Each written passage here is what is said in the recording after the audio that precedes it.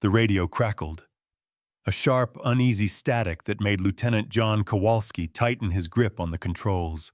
Then a voice broke through, trembling, urgent. "It's enormous. Wings wider than anything I've ever seen, flying low, silently, over the trees." The words lingered in the cold dawn air, almost swallowed by the fog that crept over the scarred battlefield. Kowalski's eyes darted to the horizon, scanning, searching, heart hammering in rhythm with the propeller's whine. The world below was a patchwork of frozen fields, shattered buildings, and the charred remains of vehicles, silent witnesses to the recent battles. The mist curled over the forest, thin tendrils, twisting and lifting, as if trying to reveal something hidden. Smoke from distant skirmishes hung low, mingling with the frost, casting an eerie, silvery glow across the treetops. Kowalski's training told him to stay calm, to focus on enemy aircraft, on anti-air defenses. Yet nothing in his experience prepared him for what now emerged from the clouds. A shadow, vast and dark, moved with deliberate grace, its wings slicing the morning air without a sound. No flapping, no rustle of feathers, only the sensation of a presence, ancient, massive, and impossible. Below, the villagers stirred, children peeking from broken shutters, farmers clutching their coats against the chill, unaware of the strange spectacle hovering above. The elders, however, whispered to each other, recalling tales passed down through generations. Stories of Sien Skshideo, the shadow of wings, a creature that appeared when misfortune or death was near, a guardian or a harbinger, depending on the tale. The legends spoke of enormous wings, blacker than night, moving silently through the skies, appearing suddenly and vanishing just as mysteriously. Kowalski called out over the radio, a strained, almost desperate, "Do you see this?" The only reply was the crackle of static. His instruments flickered. Altimeter, radar, compass, all rendered useless in the presence of this anomaly. And yet, despite the absence of data, the silhouette above the treetops was undeniable, impossible to ignore. A shadow larger than anything he had ever known. It hovered for what felt like an eternity, then descended toward the valley, gliding over the broken earth and frozen rivers, leaving a trace of unease in its wake. The pilot's mind raced, questions forming faster than words could describe. What is it? Enemy experimental aircraft, hallucination brought on by fatigue and cold, or something far older? Something that belonged to a time before war, before man ever took to the skies. Every instinct told him to pursue, to identify. Yet fear rooted him in the cockpit, eyes fixed on the impossible shape, heart, thundering muscles tensed for the unknown. Even the battlefield seemed to hold its breath. The groan of distant artillery paused. The whisper of wind through the trees fell silent, and the world waited, watching with him. It was a tableau of unreal clarity, a scene that could have been painted in shadow and frost. Yet it was alive, moving, and above all, silent. Kowalski would later write in his log, no aircraft, no glider, nothing known, yet wings pass overhead. It watches, it moves, and it is gone. And then as quickly as it appeared, it vanished. No trace on the ground, no reflection of sunlight, nothing in the instruments, only the echo of its passage. And yet, for Kowalski, for the villagers, for those who would hear the story in hushed whispers decades later, the presence lingered. A silent reminder that some things exist just beyond comprehension, that the skies themselves may hold secrets older than any war, older than any man. This was the beginning of a story that would ripple across Poland, across battlefields and skies, a motif repeating in whispers from other pilots, other witnesses, all describing massive winged shadows moving silently, leaving only questions, fear, and the lingering thrill of the impossible. It was 1943, Eastern Poland. The land still bore the scars of repeated occupation. Villages flattened forests, scorched rivers darkened by debris and oil. The cold was biting frost, clinging to every branch, every roof. And yet the war pressed on, relentless, indifferent to the weather or the suffering below. Kowalski, a lieutenant of the 8th Air Squadron, had flown hundreds of missions, reconnaissance dogfights, supply runs. He knew the risks, he understood the terrain, and he trusted in his instruments, in his training, in the predictable chaos of war. Yet on that morning, all certainty dissolved. The military logs, later archived in hushed tones, recorded the encounter as anomalous aerial phenomena, wings expansive, movement unaccounted for, fate unknown. The language was sterile, bureaucratic, yet the terror beneath it seeped through in every line. Witness statements described a shadow passing over villages, forests, and frozen fields, faster than any known aircraft, moving with a grace that defied physics, completely silent. No engine roar, no wind displacement, only the overwhelming sense of a presence, vast, intelligent, and impossible to categorize. Kowalski's comrades would later recount their own sightings, brief, fragmented, often doubted in the daylight, of enormous shapes gliding across the horizon. One pilot, speaking under anonymity decades later, described a winged figure, darker than the clouds, moving against the wind, watching, waiting. Another mentioned instruments failing inexplicably, altimeters spinning compasses, erratic radios crackling with static, as if the air itself had been altered. In the villages below, folklore intersected with reality.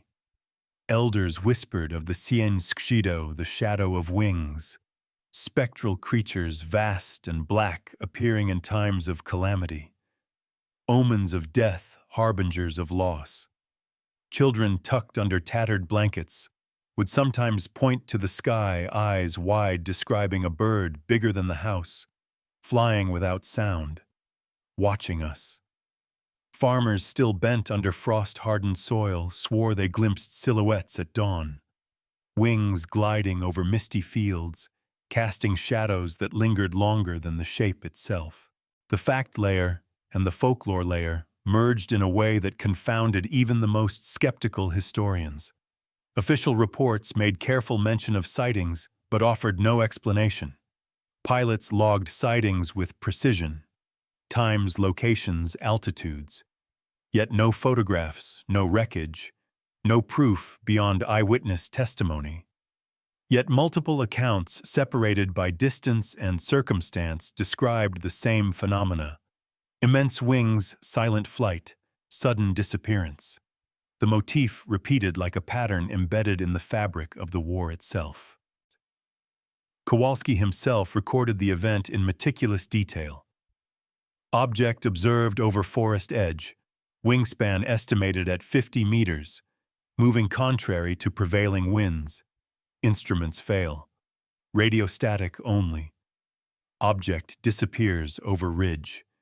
His words carried the weight of disbelief, of wonder, of fear restrained by discipline. No other pilot dared to follow. The sighting was too surreal, too dangerous, too impossible to confront directly. It was not only the size and the movement sound that unnerved witnesses, it was the presence the intelligence implied. Villagers claimed the wings seemed to track individuals, hovering momentarily, observing, retreating only when humans dared to look directly. Soldiers described the sensation of being watched, as if the war itself had gained a silent observer, a phantom above the chaos, noting, calculating, beyond comprehension. In archival correspondence between commanding officers, there are cryptic references to unidentified aerial entities and unexplained phenomena affecting reconnaissance. Some entries were later redacted, pages torn, annotations smudged, fueling speculation that higher authorities had deemed the event too anomalous for public record. Yet traces remained. Logs, letters, whispered reports, fragments that hinted at something extraordinary happening amidst the ordinary brutality of war. And so the stage was set. A winter sky over Poland, frost-bitten earth below, soldiers in uniforms, villagers in homes, and above it all, a silent presence, wings cutting through the mist, impossible to categorize, undeniable in its reality. Fact and folklore intertwined, reason and legend converged, and the story of the silent wings began to take root, lingering in memory, in records and whispers carried across decades. Long before Kowalski ever took to the skies, the villagers of eastern Poland had whispered of the Cień Skrzydeł, the shadow of wings. It was said to appear without warning, a colossal figure, moving silently through the clouds, its presence foretelling misfortune, disease, or sudden death. These stories had been passed down through generations, carried in the trembling voices of elders beside hearthfires, their eyes reflecting both fear and reverence as they recounted the winged shadow that haunted forests and fields alike. Children wide-eyed and awed would point at the sky and insist they had seen enormous wings gliding above misty fields. To them, the creature was alive, intelligent, a silent observer of their daily lives. Farmers and laborers, however, spoke of subtle signs, crops flattened, overnight livestock, found in disarray, tracks that vanished without a trace, omens linked to the silent black wings hovering above. These signs were never consistent yet. Each tale carried the same chilling undertone. An unseen watcher moved across the land beyond human comprehension.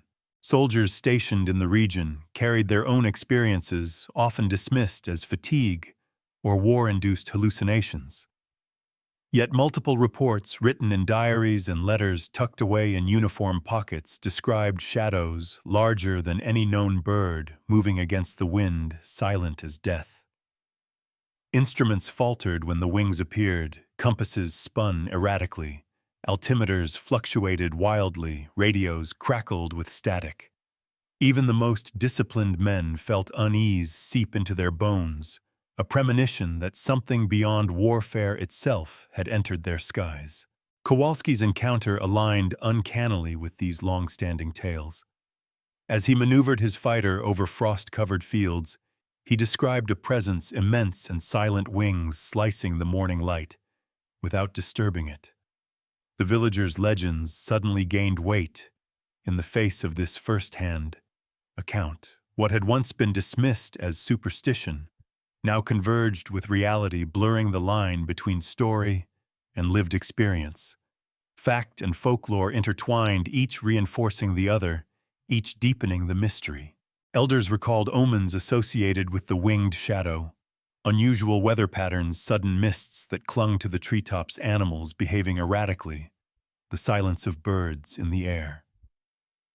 They claimed that when the wings appeared, the world seemed to pause, holding its breath, as if recognizing an intelligence beyond their understanding. Soldiers noted similar anomalies, a sudden calm before the shadow passed, the whisper of wind ceasing unnaturally, the forest still as if frozen in anticipation. The land itself seemed to react to the creature's presence.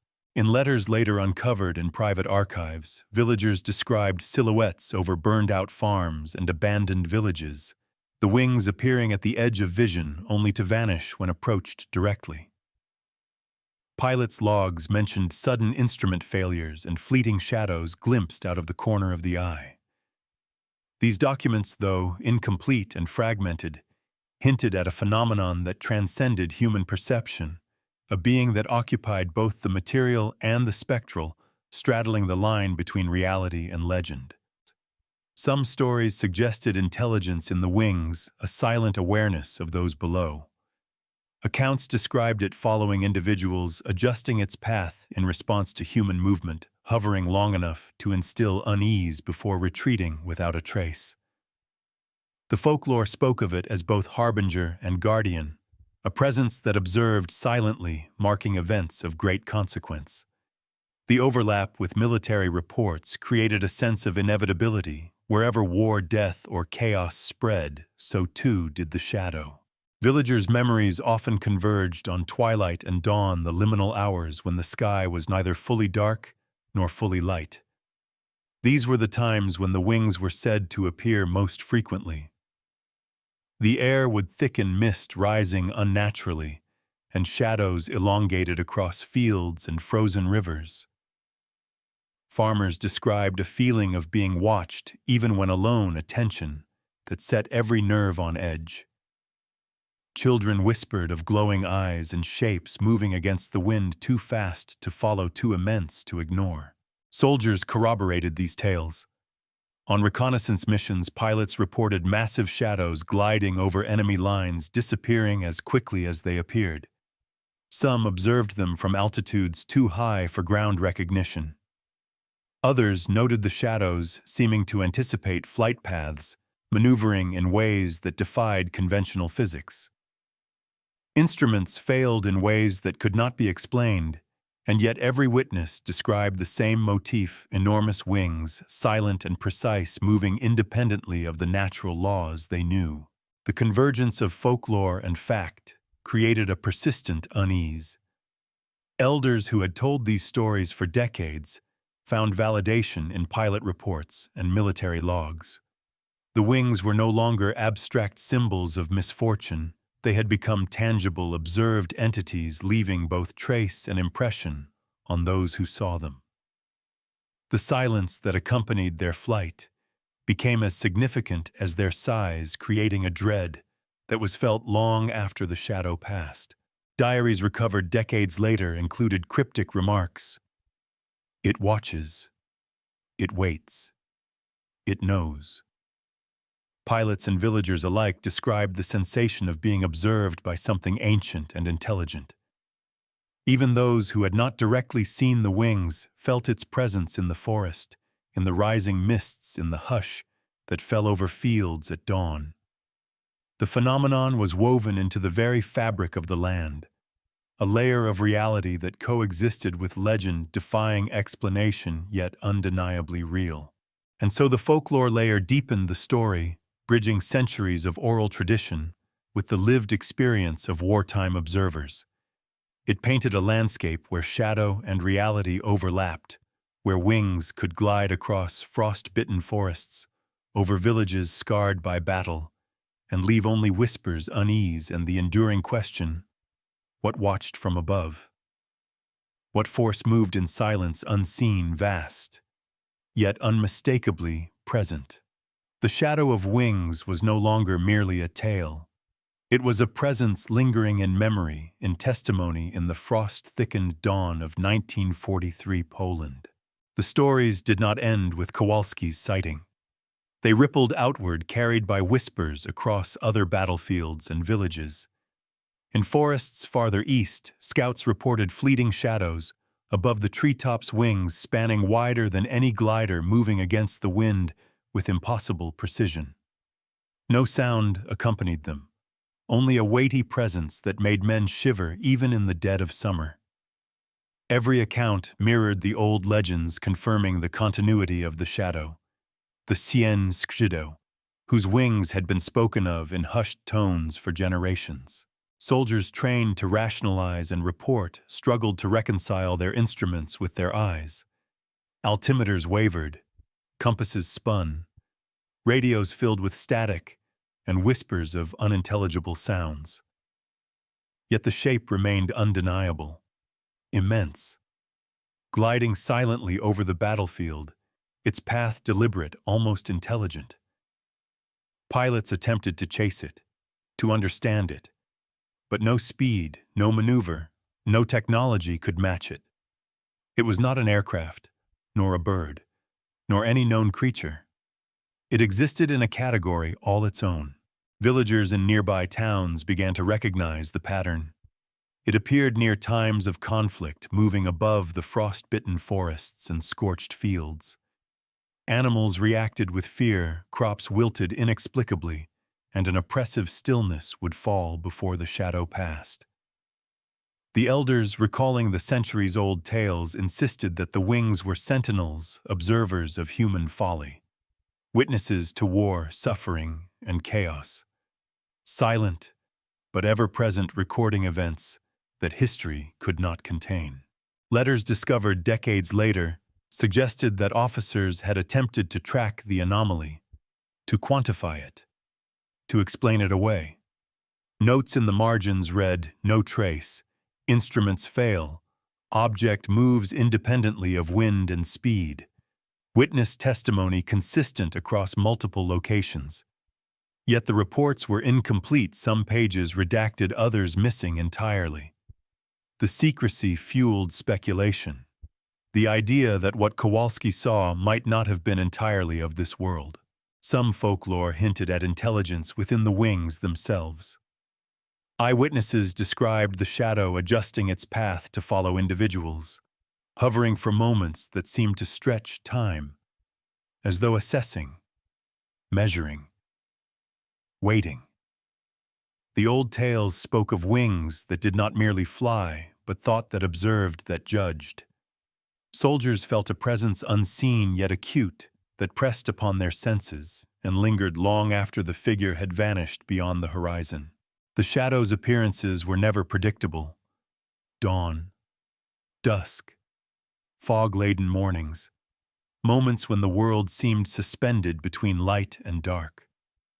Farmers recalled mist rising unnaturally, shadows moving through the haze, a hush falling over the land. Soldiers described flying into the clouded sky only to see an enormous silhouette slicing through the morning light, and then nothing, as if it had never existed. The tension of anticipation became part of the encounter itself, a psychological weight that accompanied every report. The folklore expanded as pilots and villagers shared their observations. Children described glowing eyes on the wings, shapes darker than clouds, movement that defied physics. The impossible made tangible. The silence became as ominous as the size, the lack of sound amplifying the dread, suggesting that whatever moved in those skies was not of this world, yet undeniably present, undeniably real. In some accounts, the shadow seemed almost protective, appearing to guide or redirect soldiers, sparing some from harm, while in others it heralded misfortune, guiding adversaries into ambushes or hovering over the lost and the dying. This duality mirrored the old legends, sometimes harbinger, sometimes guardian, a being whose purpose was incomprehensible to human minds, yet whose influence shaped events beyond measure. Evidence of the shadow's persistence was everywhere. Pilots' diaries smudged with frost and ink chronicled fleeting sightings, the sensation of being watched, instruments failing at the precise moment the wings appeared. Villagers' letters described shadows that lingered, vanished, and then returned in the same pattern weeks later. Across decades, the motif persisted: wings above forests and fields, silent observers of human activity, bridging folklore and fact into a seamless narrative.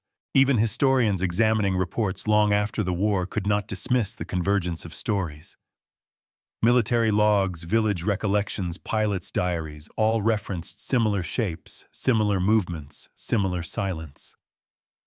The fact layer and the folklore layer intertwined, a single thread connecting generations of witnesses to a single unfathomable presence, moving silently through the skies of Poland, indifferent, eternal, yet intimately aware of the human world below. Some accounts even described shadows interacting with the environment in subtle ways, mists thickening, birds freezing mid-flight, a momentary calm over turbulent rivers, as though the shadow left traces not physical but psychological, altering perception, bending reality in subtle, imperceptible ways, reminding those who saw it that some phenomena exist beyond human comprehension, that silence itself can be a language. And so, the shadow of wings was no longer just folklore. nor merely a pilot's report.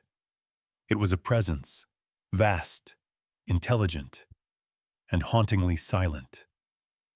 Across fields, forests, villages, and battlefronts, its wings cut the dawn and dusk, its gaze unseen yet felt, its existence bridging centuries of myth and the hard, cold fact of wartime observation. In this way, the story expanded, drawing the viewer further into a world where shadow and reality intertwined, where war legend and mystery converged, and where nothing was ever quite as it seemed. The reports did not stop with Kowalski. Weeks later, similar sightings emerged across Eastern Europe. Pilots on reconnaissance missions in Lithuania and Belarus described enormous silent wings moving against the wind, shapes too vast to be ordinary birds, movements too deliberate to be random. Instruments faltered again, radios filled with static, altimeters spiked inexplicably, yet the presence was undeniable. Across the battlefields, the motif repeated, an immense winged shadow gliding above, observing, waiting, vanishing before anyone could follow. Soldiers whispered among themselves, often in fear, rarely in the presence of superiors. One scout wrote in a journal, "I saw it glide over the ridge, silent, darker than storm clouds. It seemed to know where we were even before we moved." Another recalled an entire platoon freezing in place, unable to move as the shadow hovered above, then disappeared into the early morning mist. These incidents were scattered, fragmented, yet eerily consistent. The pattern could not be ignored. Villagers reinforced the narrative. Letters and diaries detailed sightings over forests, fields, and frozen rivers, wings that stretched wider than any roof, black against the pale dawn. Silence complete. Animals reacted unnaturally, dogs yelped, birds froze mid-flight, livestock scattered without cause. Old men recalled the tales of Sin Skshidu, the shadow of wings, and trembled realizing the folklore had merged with reality.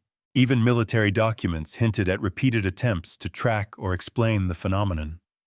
Marginal notes mentioned unidentified aerial entity, behavior beyond known physics. Instruments fail repeatedly. Some reports were later redacted, others disappeared entirely. It seemed as though those who documented the wings had been silenced, or perhaps had simply vanished themselves, leaving behind fragments of a story that defied reason. Patterns emerged. The wings appeared at moments of crisis, before battles, during fog-heavy mornings, when scouts or messengers went missing. Soldiers began to correlate the appearance of the shadow with events of misfortune, deaths, ambushes, failed missions. Yet paradoxically, some claimed that the wings also appeared during acts of bravery, hovering silently, observing, retreating only when the observer looked directly. Intelligence and unpredictability coexisted in a way that unsettled even the most seasoned men. Pilots' logs revealed contradictions that only deepened the mystery.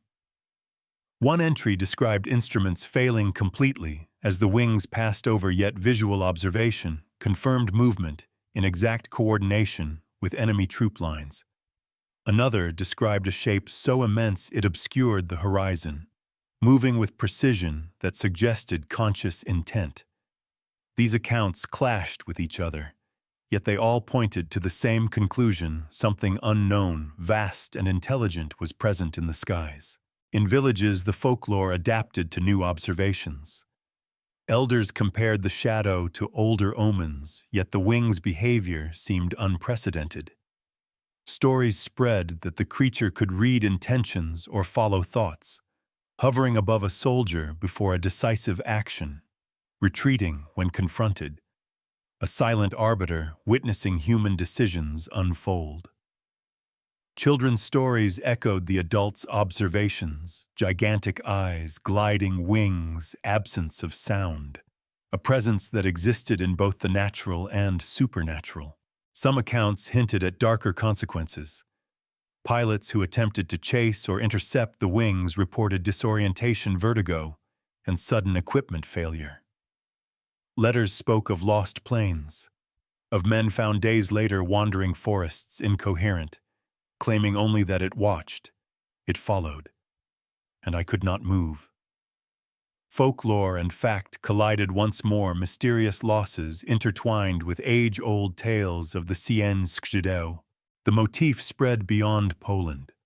Reports from Germany and the Baltic regions described the same phenomenon, the same immense silent wings, appearing, observing, disappearing, leaving witnesses shaken, aircraft damaged, and stories to be told only in whispers. Scholars examining the logs noted the uncanny similarity across borders, across languages, a single pattern threading through wartime Europe, connecting legend with observation in ways that defied rational explanation. Even decades later, veterans recalled the unease, the instinctive pause in the presence of the shadow.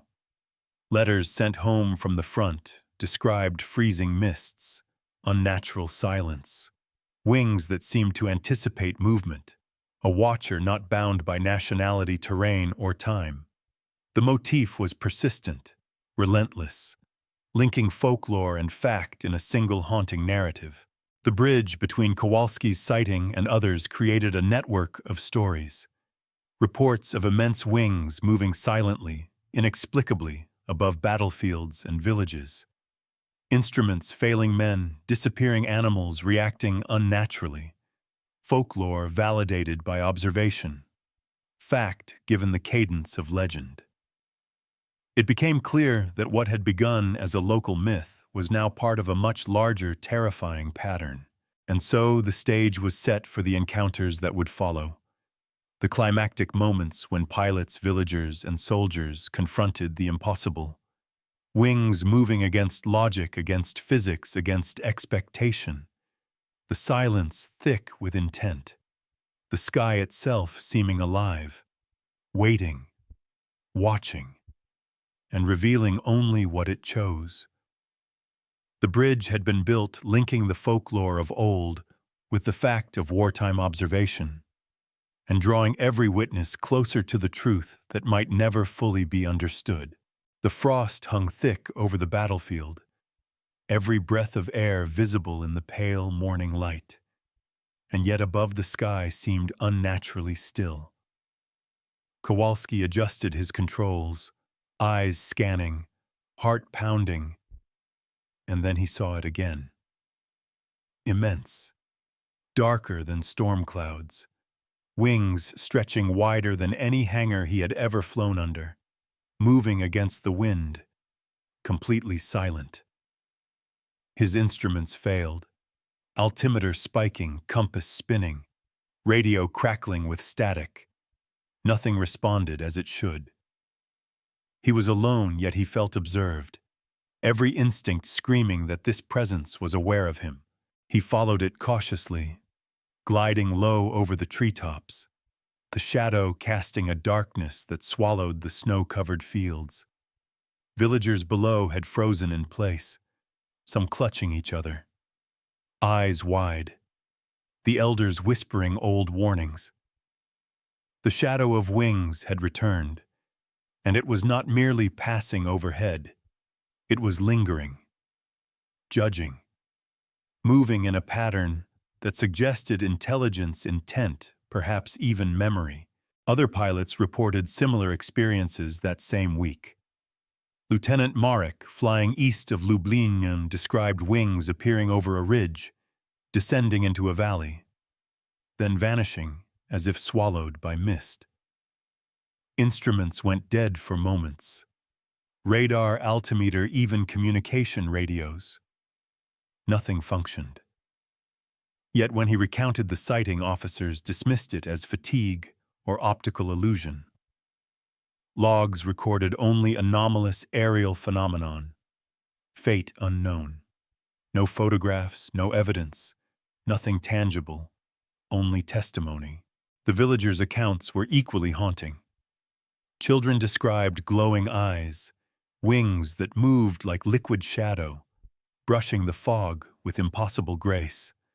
Farmers' livestock bolted or froze mid-step, crops flattened, tracks appearing and disappearing in frozen earth. Elders whispered that this was not a creature of flesh and feather, but of spirit, a watcher, a harbinger, an entity older than the forest, older than war. Kowalski's own log grew more desperate. It hovers over the ridge, larger than any aircraft. Instruments fail. I cannot track it. The air feels heavier. I feel it knows I am here. His handwriting trembled, ink smudged by frost. A rare human crack in the disciplined exterior of a seasoned pilot. Later, historians would note inconsistencies. Other pilots saw nothing, radios recorded only static. Yet the motif persisted across multiple eyewitness accounts. A few days later, Lieutenant Kowalski's wingman disappeared entirely. Last seen chasing a similar shadow over a frozen river, no wreckage, no debris, nothing. Only the log entry remained. It followed, then vanished. I am lost to the sky. Fear spread through the squadrons. A pattern became apparent. Those who attempted to approach or pursue the shadow never returned intact, or returned changed, silent, haunted, questioning their own perception. The shadow's movement became increasingly erratic, sometimes following troop movements, sometimes hovering above villages untouched by war, always observing, always silent. Witnesses reported that it seemed to respond to attention, appearing when looked at, indirectly, vanishing when confronted directly. An intelligence embedded within wings, defying physics and comprehension. Soldiers began to recognize a rhythm, a pattern in the impossible. Reports emerged of faint, inexplicable sounds, soft whistles, distant beating, barely audible over the wind and gunfire, described by one survivor as a sigh of wings too large to exist. Yet when investigated, nothing was found. No wings, no creature, no trace. The silence was total, except for the lingering impression of observation and the terror that it brought. In private letters, one pilot wrote, "I know it is there. I feel its gaze. Yet no machine, no living thing could move this way. I fear it watches, waits, and will return." His words echoed those of villagers who had spoken of Cien Skrzydeł for decades. Fact and folklore converged. The shadow became both witness and legend, haunting the frozen fields and forests, intangible yet undeniable. Even historical archives suggest that some documents were intentionally removed or redacted. References to unidentified aerial entities and instrument anomalies appear sporadically, almost as if someone wished the record to disappear. The lack of proof only amplified the horror, leaving only human testimony diaries, letters, and the recurring motif of wings that moved against reason. The climax reached its peak one cold morning, when Kowalski, in pursuit of the shadow, witnessed it descend into a narrow valley, wings folding and unfolding with a silent rhythm, passing over frozen streams and abandoned homesteads, then vanishing into clouds that seemed too thin to conceal such a vast presence. The world seemed to hold its breath, frost hanging in the air, snow untouched, and yet the memory of motion lingered, impossibly real, forever seared into witness minds. And so the shadow left no trace, no debris, no photograph, only terror, wonder, and the unshakable sense that it observed all human activity below. Its existence could not be measured, only felt, chronicled in fleeting testimony, whispered stories, and haunted logs. Fact and folklore intertwined, leaving observers with a question they could not answer: what moves silently in the sky, larger than life, knowing, waiting, and gone before understanding can take hold. The wings were seen, and then they were gone.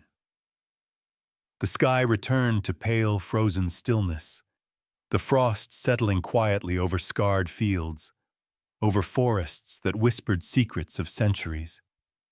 Kowalski's log lay open in the squadron office, words smudged by cold and fear, testimony of something that had no explanation and no trace.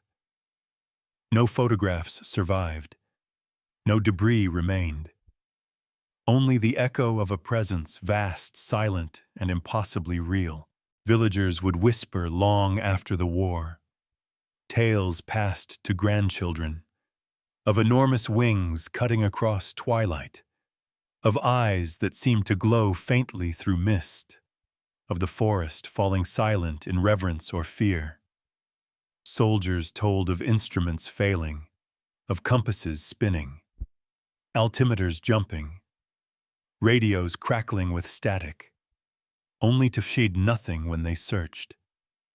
And yet every encounter carried the same signature, the same chilling motif, a reminder that the world can hide its secrets in plain sight, and that some watchers refuse to be understood. Historians later pored over documents, letters, and diaries, piecing together fragments, trying to connect fact to folklore, yet gaps remained, files missing redacted passages, pages burned or lost, leaving only traces and whispers. It was a story that defied full comprehension, a narrative stretching between reality and legend, observation and myth, fact and the unexplainable. And still across decades reports would emerge, fleeting glimpses of enormous wings over forests and fields, soldiers or civilians seeing shadows pass against dawn light, vanishing as if swallowed by the sky itself. Some believed it was a remnant of nature, an unknown creature evolved beyond recognition. Others feared it was something older, something eternal, watching, waiting silent. The silence of the shadow was its most haunting trait. A stillness that pressed upon the senses, a presence that felt alive, aware, calculating. Even when absent, it lingered in memory and logs in whispers. Observers spoke of a weight in the air, a pause in time, a sensation that the world itself held its breath as the wings passed overhead. What was it? An experimental aircraft lost to wartime secrecy, a hallucination of exhaustion and fear, or something beyond understanding, a being older than the forests, older than war itself, existing just out of reach, silent yet observing no one knows, and perhaps no one ever will. The fields remain silent now. The frost melts, the forests sway.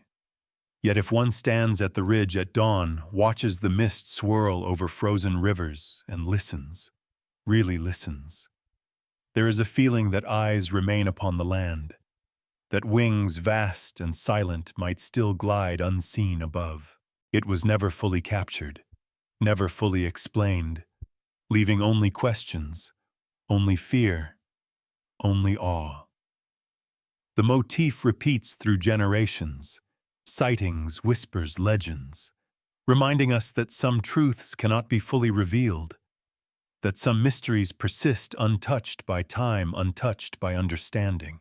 And so the shadow of wings remains, a presence at the edge of vision, a whisper in the frost-laden air, a story told in fragments, observed yet unseen.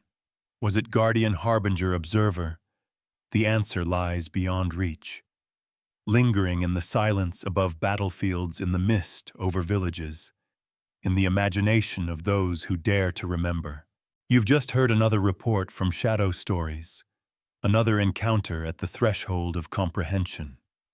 The wings may have vanished, yet their story endures, and the question remains, what watches from above? And will we ever understand its purpose? If you wish to explore further, to hear more reports that straddle fact and legend, subscribe and keep your eyes on the sky. for some shadows leave their mark, long after they are gone.